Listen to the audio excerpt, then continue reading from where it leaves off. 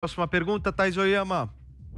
Senador, em maio deste ano, o senhor disse que estava enojado com a política, que o senhor estava muito decepcionado com a política e que o senhor não queria mais disputar eleição para nada. Agora, recentemente, o senhor anunciou a sua disposição em se candidatar para a presidência do Senado. O que fez com que o senhor mudasse de ideia, senador? Olha, em primeiro lugar, quando eu me referi a eleições, foi me submeter a eleições para a população.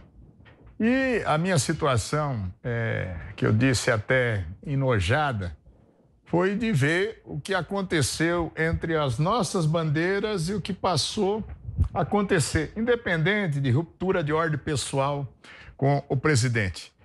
O fato de eu ter me apresentado agora para o meu grupo Muda Senado, que somos 18 senadores, o Senado tem 81 senadores, e me colocado à disposição para me candidatar a dirigir a casa, que é uma situação administrativa do Senado, e não uma eleição onde a população vai dizer se tenho ou não condição, e até pelo sentimento da indignação, a partir do momento que o presidente do Congresso e do Senado, Davi Alcolumbre, manifestamente faz manobras, tanto junto ao STF para pegar uma decisão favorável, ou até com vários senadores na assinatura de uma PEC para mudar a Constituição para permitir a reeleição dele e do Maia para a Câmara dos Deputados. O Maia está quietinho dizendo, olha, eu estou fora dessa.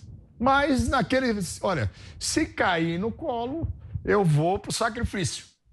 Eu estou dizendo, né? E até então só o senador Cajuru, que é do nosso grupo também, tinha se colocado. Eu fiz uma carta para os 18 senadores dizendo, gente, eu me coloco.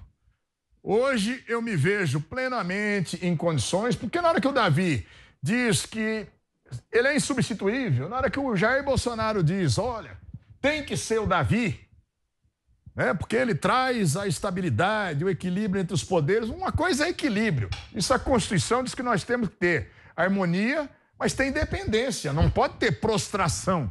Não pode o Congresso ou o Senado ser um puxadinho do Palácio do Planalto.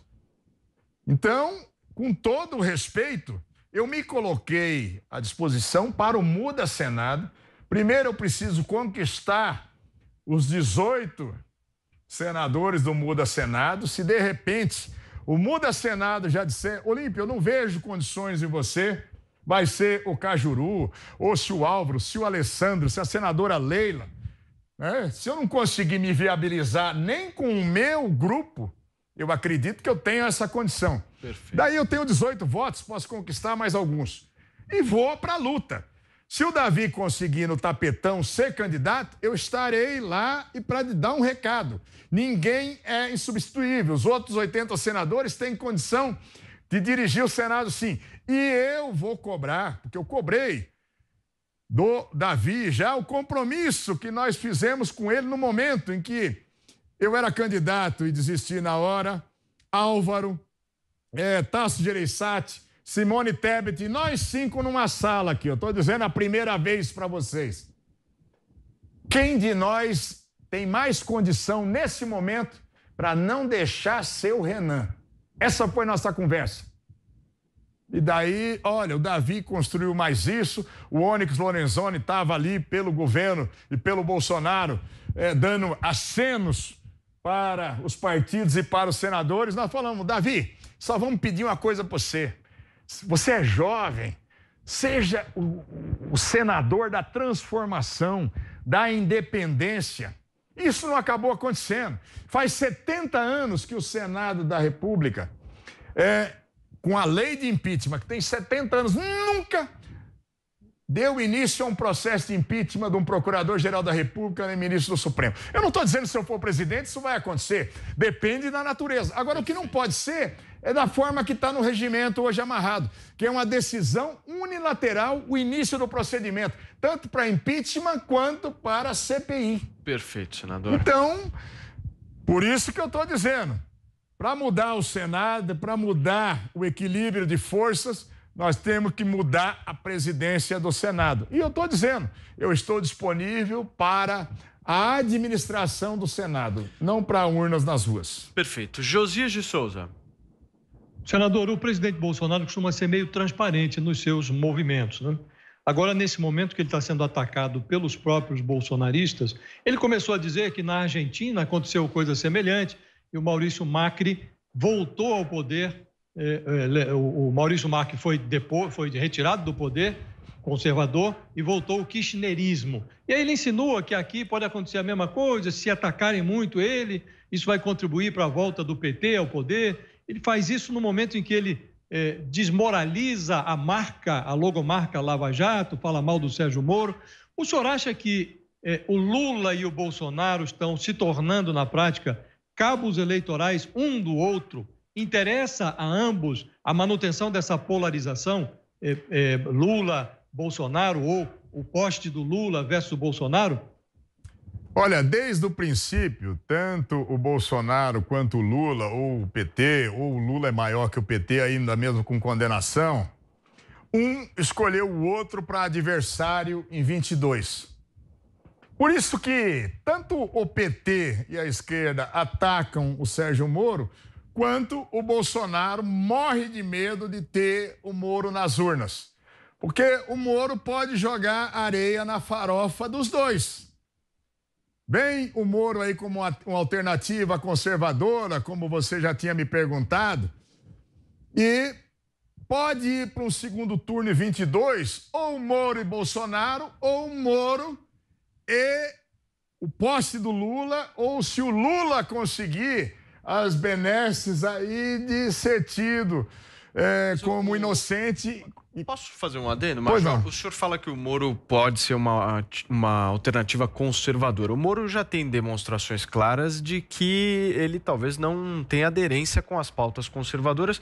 Uma demonstração muito clara que ele deu é referente à pauta desarmamentista, né?